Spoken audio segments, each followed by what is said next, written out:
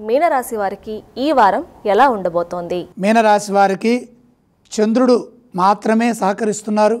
తృతీయంలో చంద్రుడు మనోబలాన్ని ఇస్తారు. మనోబలంతో విజయాలు సాధించడానికి ఇది అనుకూలమైన సమయం. గతానుభవంతో పనిచేయాలి. ప్రారంభించిన తర్వాత పనుల్లో ఎటువంటి మార్పులు చేర్పులు చేయవద్దు. ఏ విధంగా అనుకున్నారో అదే విధంగా ముందుకు సాగండి. చంచలత్వం ఇబ్బంది కలిగిస్తుంది కాబట్టి ధైర్యంగా నిర్ణయాలు తీసుకోండి. ఎన్ని కష్టాలు ఎదురైనా అంతిమంగా విజయం మీకే లభిస్తుంది అనే భావనతో వ్యవహరించండి. మీ ఓర్పుని పరీక్షించడానికి కొందరు ప్రయత్నం చేస్తారు. సహనంతో ఉండండి. ఉద్యోగంలో సమయానుకూలంగా స్పందించండి. ఎంత శ్రమైనా కార్యసిద్ధి తప్పనిసరిగా లభిస్తుంది. అనుకున్నది సిద్ధిస్తుంది. కష్టానికి తగిన ప్రతిఫలం ఉంటుంది. మీ ధైర్యం మిమ్మల్ని కాపాడుతుంది. ధర్మబద్ధంగా పనిచేసి పెద్దలను మెప్పించండి. శ్రద్ధతో నిజాయితీతో పనిచేస్తే వ్యాపారంలో కూడా మీదే పైచేయి అవుతుంది. వ్యాపారంలో కొత్త నిర్ణయాలు ఇప్పుడేవి తీసుకోవద్దు.